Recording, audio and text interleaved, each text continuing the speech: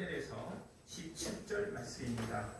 마가복음 2장 13절에서 17절 말씀 우리 한 절씩 읽어보도록 하겠습니다. 시작.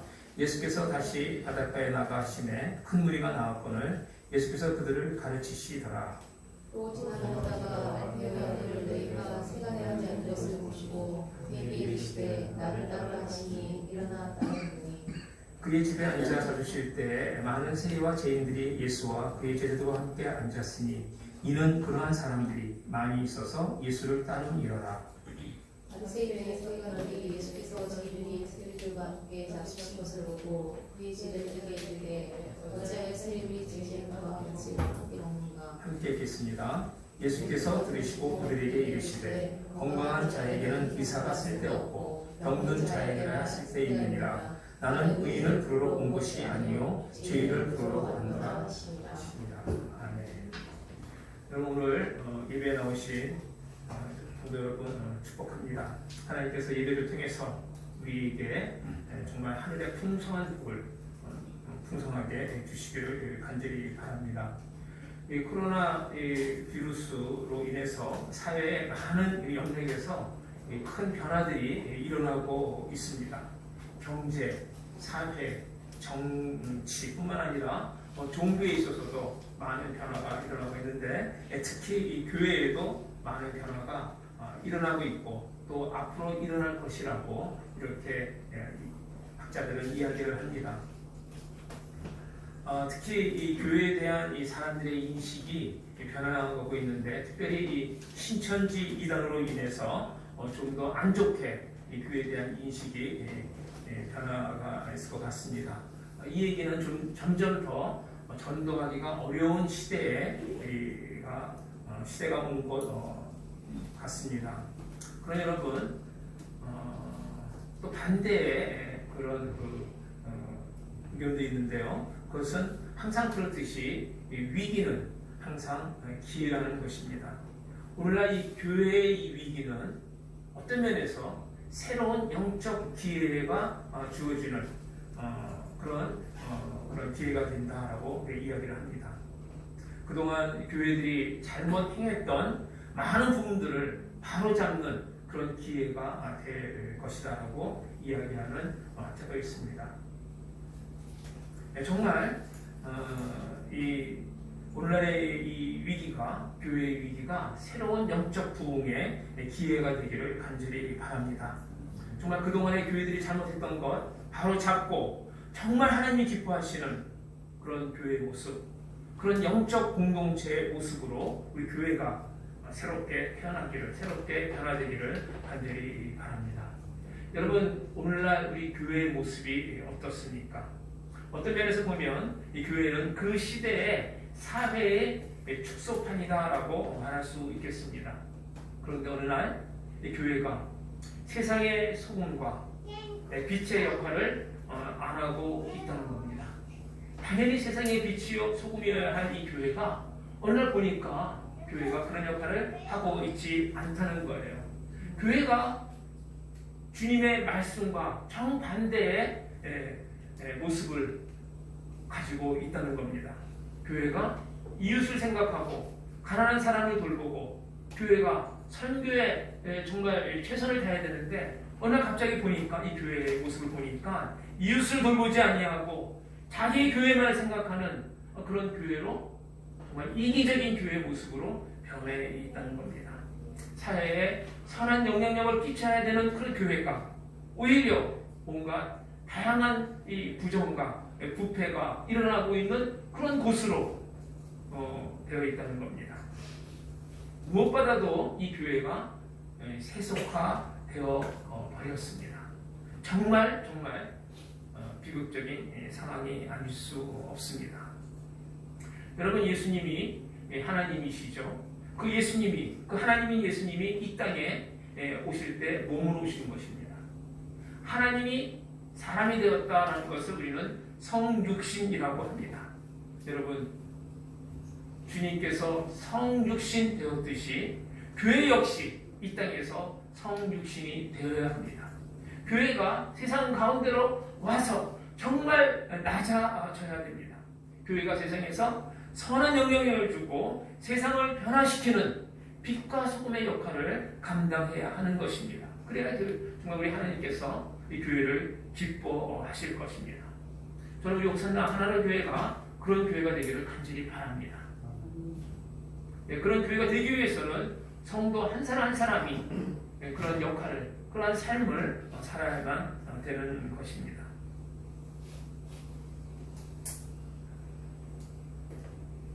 혹시 이 에어컨을 난방으로 이렇게 틀어놓은 거 아닙니까? 시간이 갈수록 점점 더워지는 것 같아요.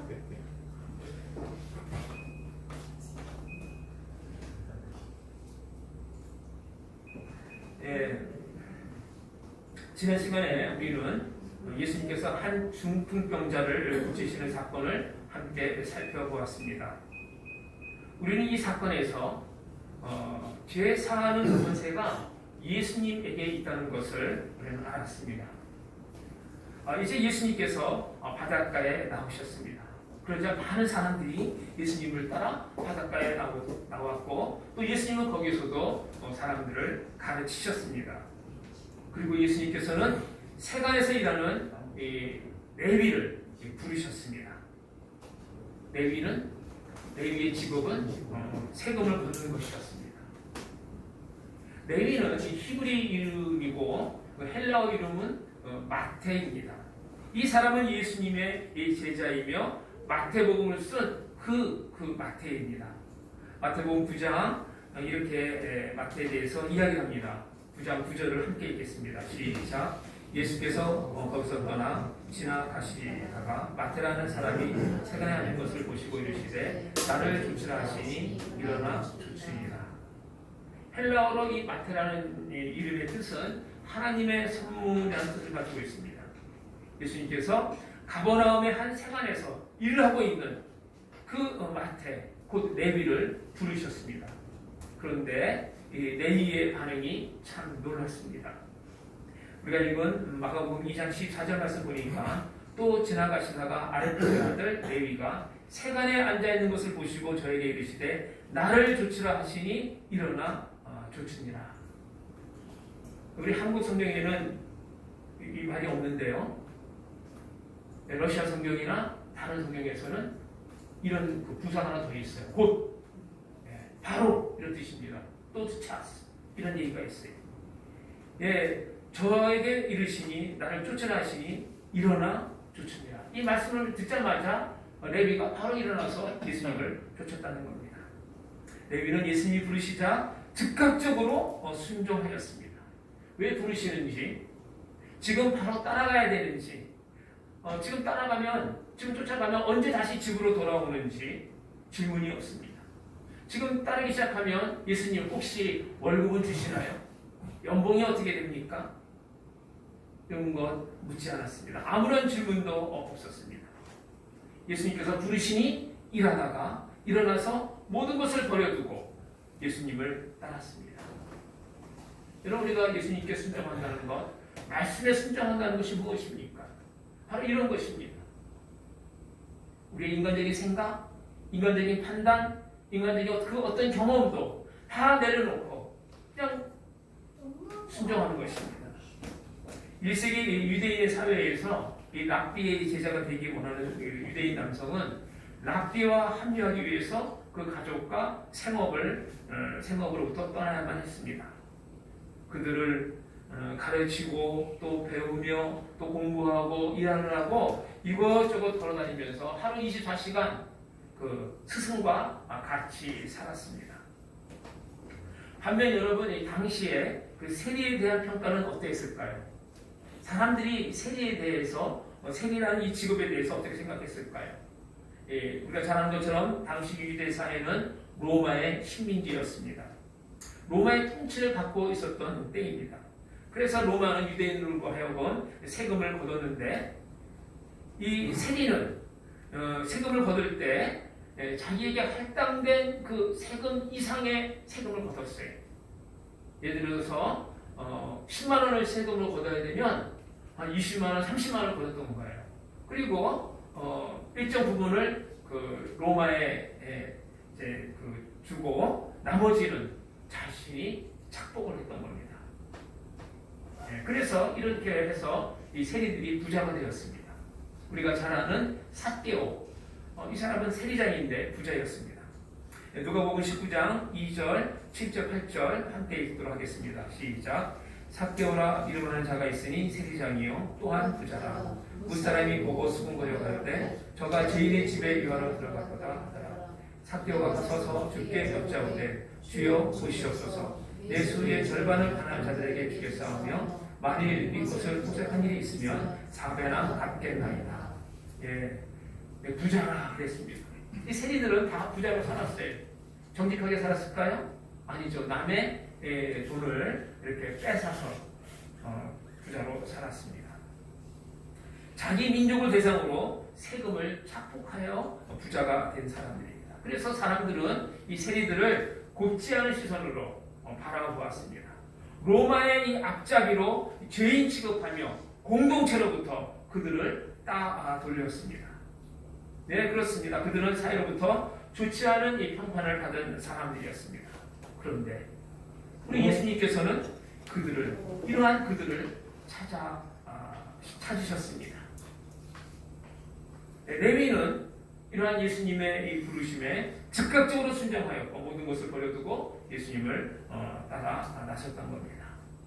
그렇습니다, 여러분. 우리 주님은요, 사회적으로 소외되고 차별받는 이들을 외면하지 않으셨습니다. 더 힘들고 더 어려운 사람들을 우리 주님께서는 찾으셨어요. 찾아가셔서 그들을 부르셨습니다.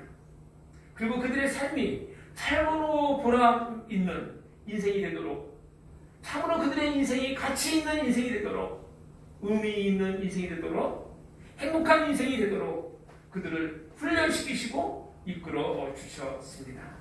여러분, 이 레위는 예수님의 제자가 되었습니다. 그리고 예수님과 이제 함께 다녀왔습니다. 예수님이 무엇을 행하셨는지를 보고 어떤 말씀하셨는지를 이렇게 들었습니다. 그 모든 것을 이 레위가 정말 기록으로 남겼습니다. 그것이 바로 마태복음입니다. 사랑하는 성도 여러분, 지금도 우리 예수님은 제자들을 부르고 계십니다. 지금도 이 순간에도 우리 주님께서는 부르고 계십니다. 물론 지금은 예수님 때처럼 모든 것을 버려두고 이렇게 따라다닐 수는 없는 것입니다. 그러나 예수님은 여전히 우리를 부르고 계십니다. 주님의 이 부르심을 거절하지 마시기 바랍니다.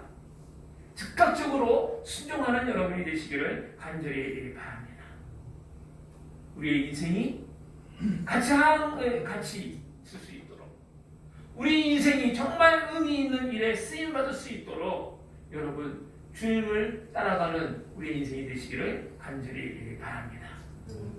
하나님 나라를 위하여 귀하게 쓰임받는 저와 여러분이 되시기를 주님의 이름으로 축복합니다. 그 예수님의 부름받은 레위, 이 마태는요, 예수님을 자기 집으로 초대했습니다. 바로 따라갔지만 정리해야 될 것이 있겠죠. 누가복음 5장 29절에 보니까 레위가 예수를 위하여 자기 집에서 큰 잔치를 하니 세리와 다른 사람이 많이 함께 앉았는지라. 레위는 자기의 친한 사람들을 초대했던 것 같아요. 아마 대다수가 세리들이었던 것 같습니다. 왜냐하면 레위인은 보통 사람들과 이렇게 교제할 수 없었기 때문입니다. 그래서 이 잔치는 특별한 의미가 있는 것 같습니다. 그는 그동안 많은 생각을 하였을 것입니다. 그리고 결단하였던 겁니다. 그리고 이 결단을 확실하게 하기 위하여 이 자리를 마련하는 것입니다. 레위는 그동안 동료들에게 예수님에 대해서 이야기했던 것이 분명합니다. 그리고 이 초청에 그 많은 동료 세리들이 참석하였던 것입니다. 그 결과 그들의 반응은 참으로 놀랍습니다. 마가복음 2장 15절을 함께 읽겠습니다. 시작. 그의 집에 앉아 잡수실 때 많은 세리와 죄인들이 예수와 그 제자들과 함께 앉았으니 이는 저희가 많이 있어서 예수를 쫓으리라. 누가 앉았다 그랬습니까? 예, 세리와 죄인들이 예수와 또 제자들과 함께 앉았다고 이렇게 표현하고 있습니다. 여러분, 이 레위의 이 잔치는 두 가지의 의미를 담고 있습니다. 첫 번째는 이 자리는 결단의 자리입니다. 결단의 자리. 예수님의 이 부르심에 동참을 결심하고 나설 것을 결단하는 그런 자리입니다. 잔치의 자리이지만 이제 앞으로 예수님을 따라가겠다는 어떤 면에서 이 마지막 이 잔치의 그런 결단의 자리인 것입니다. 그래서 이 잔치는 이 결별의 자리입니다. 자신의 직업에 대한 결별, 이 결별을 동료들에게 알리고 선언하는, 떠나는 것을 의미하는 것입니다. 여러분, 예수님을 따른다는 것은 그저 그냥 쉽게 되는 것이 아닙니다. 생각으로 되는 것이 아닙니다. 예수님을 따르기 위해서는 여러분, 우리에게 결단이 필요합니다. 여러분, 예수님의 제자가 되기를 원하십니까?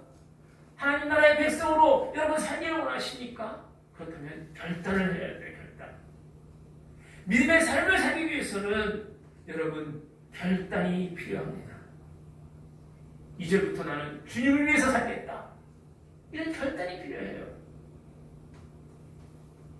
결단해야 됩니다. 절대로 무슨 일이 있어도 나는 이 예배를 빠지지 않겠다. 예배를 드리겠다. 이런 결단. 이런 결단이 바로 믿음의 결단인 것입니다. 여러분, 믿음에는 결단이 필요합니다. 그냥 되는 대로 믿을 수 없는 거예요. 되는 대로 신앙생활을 할 수 없는 것입니다. 정말 참 제자가 되기를 원하십니까? 결단하시기 바랍니다. 레위처럼 믿음의 결단을 하시는 여러분이 되시기를 주님의 이름으로 축복합니다. 문제는 함께 있었던 이 서기관들과 이 바리새인들이었습니다. 그들은 마음속에 예수를 판단하고 또 예수의 제자들에게 이 사실을 지적하면서 예수님을 비난합니다. 마가복음 2장 16절 말씀 보면 함께 읽겠습니다. 시작. 바리새인 서기관들이 예수께서 죄인과 세리들과 함께 사수시는 것을 보고 그 제자들에게 이르되 어찌하여 세리와 죄인들과 함께 먹는가? 예. 그들은 이 잔치의 성격과 배경 그리고 내용에 대해서 자세히 살펴보지도 않고 무조건 그 모습만을 보고 비난하였던 것입니다. 왜 이 세리인 마태가 레위가 그의 친구들을 초청하고 예수님을 초청하고 이 잔치를 열었는지 그 의미와 그 뜻을 고려하지 못하였던 것입니다. 단순히 예수님이 세리와 죄인들과 함께 앉아서 식사를 하면서 교제한다는 그 이유만을 내세워서 비난하였던 것입니다. 그들은요, 자신의 사회적 지위만을 생각했던 것입니다. 내가 이런 사람인데 어떻게 죄인들과 함께 식사를 할 수 있겠는가? 예수님은 어떻게 그럴 수 있겠는가? 이렇게 이야기를 생각을 했던 것입니다. 그들은 자기의 종교적인 우월성만을 내세웠던 것입니다. 그러나 정말 자신들이 서 있는 위치에 대해서 정말 하나님 앞에서의 그 사명, 정말 그 하나님의 그 부르심을 그들은 생각하지 못하였던 것입니다. 그저 자신들의 환경 가운데서 종교적인 그런 삶을 즐기며 살 것만을 생각하였지 무엇을 위하여 자신들을 우리 주님께서 불러주셨는지 무엇을 위하여 자신들의 신분이 주어졌는지에 대해서 생각하지 못했던 것입니다. 여러분, 그들은 종교인으로 살았던 거예요. 하나님의 백성, 예수님의 제자로 사는 것이 아니라 종교인으로 살았던 것입니다. 우리 자신 한번 생각해 보시기 바랍니다. 우리도 신앙생활 하는데 믿음의 생활이 아니라 종교인으로서 종교적인 삶을 살고 있지는 않습니까? 그저 예배에 나오고 그저 밥 먹을 때 기도하고 아무런 의미 없이 그냥 종교적인 삶을, 형식적인 삶으로 이 신앙생활을 하고 있지 않는가 한번 생각해 보시기 바랍니다. 참 안타깝게도 오늘날 많은 사람들이 이렇게 살고 있는 것 같습니다. 그리스도인이지만 자기가 예수님을 믿는다 그러지만 자신의 사명에 대해서 생각하지 않습니다. 그리스도인이라고 말하지만 내가 왜 오늘 하루를 살아야만 되는지 그 의미와 가치를 생각하지 않고 사는 사람이 너무나도 많다는 겁니다. 하나님께서 주신 의미 있는 그 일을 외면하고 그저 자신의 물질적 유익과 쾌락만을 위해서 살아가고 있지는 않은지요. 신앙적 도전을 하지 않고 현실에 안주하고 그저 하루하루 살아가고 있는 것이 아닌지. 이것이 바로 종교인의 삶입니다. 예수의 제자의 삶이 아니라 종교인의 삶입니다. 여러분, 우리 인간은, 우리 사람은요, 사명을 위해서 존재합니다. 그 사명을 다 감당하지 못하고 살 때 아무리 고상하고 높은 지위에 많은 것을 누리고 있다 살고 있다 할지라도 어떻게 보면 정말 불쌍한 인생일 뿐입니다. 우리가 예수님의 부름을 받고 예수님을 믿는다고 하지만 극히 형식적인 뿐 아니라 온전한 헌신, 절대적인 그 헌신을 드리고 있지 못하고 살고 있지 않은지요. 오히려 우리는 영적으로 교만한 그런 상태에 살고 있지는 않은지요. 사랑하는 성도 여러분, 믿음의 삶을 살고 있습니까? 예수님의 제자로서의 삶을 살고 있습니까? 아니면 종교인의 삶을 살고 있습니까? 신앙생활, 흉내만 내면서 살고 있지는 않습니까? 우리는 믿음 생활을 해야 합니다. 형식적이고 종교적인 삶을 버리시기 바랍니다. 주님의 말씀으로 새롭게 날마다 거듭나는 그런 삶을 사시기를 바랍니다.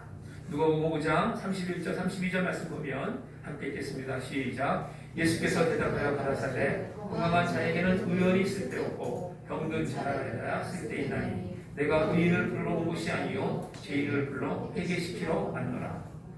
아멘. 사랑하는 성도 여러분, 자신이 영적으로 육적으로 건강하다고 생각하는 그 사람이며 예수님의 치료가 필요 없는 사람입니다. 내가 건강한데 육체적으로 또 영적으로 건강한데 무슨 치료가 필요한 게 있는가 이렇게 생각할 것입니다. 왜냐하면 그들은 자기 자신을 생각할 때 환자가 아니라고 생각하기 때문입니다. 오늘날 이렇게 생각하는 사람들이 이러한 부류의 사람들이 아주 많이 있습니다. 믿음, 교회, 그저 삶의 어떠한 그 장식품 정도로 알고 교회에 출석하는 사람들이 있습니다. 물론 저는 여기에 앉아계신 분들 중에는 그런 사람이 단 한 사람도 없다고 생각합니다. 여러분, 그들에게는 주님께서 자신을 고쳐주셔야만 하는 절실함이 아직 없는 것입니다. 꼭 예배를 드려야만 된다는 그 생각이 없는 거예요. 그러한 믿음이 없습니다. 그래서 믿음도 자기의 판단으로, 자기 생각으로 이렇게 결정을 합니다. 헌신도 자기 생각대로, 자기 경험대로 그렇게 합니다. 사랑하는 성도 여러분, 우리에게 꼭 필요한 그것은 마태와 같은 절대적인 주님 앞에 순종입니다. 그리고 즉각적인 순종입니다. 어떻게 보면 마태는 직업상 또 사회적으로 평판이 좋지 못한 사람이었습니다. 그러나 마태는 예수님의 부르심을 받고 그 예수님을 주님으로 영접하고 또 제자가 되기로 결심하고 예수님을 따라 나섰습니다. 그는 단순히 잘 먹고 잘 사는 그러한 삶을 포기했습니다. 예수님의 부르심에 따라 의미 있는 인생의 선택을 하였습니다. 저는 여러분들도 우리도 정말 주님 앞에서 의미 있는 선택을 삶의 선택을 하시는 여러분이 되기를 간절히 바랍니다. 우리 주님은 죄인들을 불러서 회개시켜 구원하시려고 이 땅에 오셨습니다. 지금도 주님은 우리 한 사람 한 사람을 부르시며 따를 것을 명하고 계십니다. 여러분, 주님의 이 부르심에 응답하는 여러분이 되시기를 간절히 바랍니다. 이 부르심을 외면하지 마시기 바랍니다. 정말 자신의 사명이 무엇인지, 왜 우리 주님께서 나를 선택하시고 불러주셨는지에 대해서 여러분 깨달으시기를 간절히 바랍니다.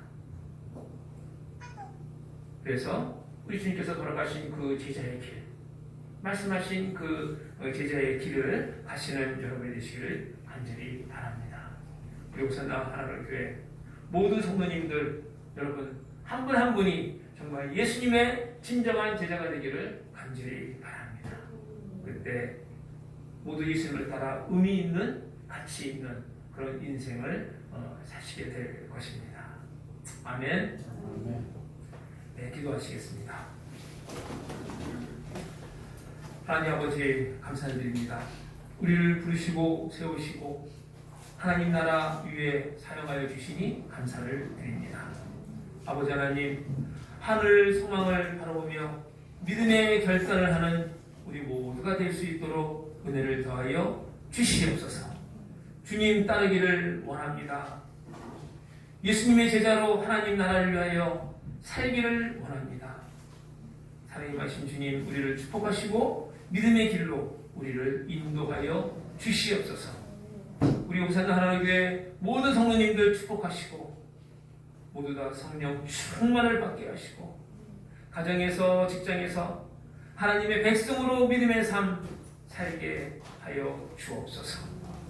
아버지 하나님, 우리의 자녀들을 축복하시고 이 세상에서 정말 하늘의 지혜로 믿음으로 살게 하여 주시옵소서. 그 자녀들을 지켜 주시옵소서. 우리 부모님들을 축복하시고 건강과 지혜를 허락하여 주옵소서. 아버지 하나님, 경제적으로 어려운 성도님들이 있습니까? 의주님 함께하여 주시고 은혜를 더하여 주옵시고 그 어려움에서 건져 주시옵소서. 건강이 안 좋은 우리 성도님들이 있습니까? 도와 주시옵소서. 건강을 지켜 주시옵소서. 가족 간에 많은 갈등으로 힘들어하는 우리 성도님들이 있습니까? 직장 문제로 어려움을 겪고 있는 성도들이 있습니까? 아버지 하나님, 그들을 축복하시고 믿음으로 그 모든 문제들을 해결할 수 있도록 도와 주시옵소서.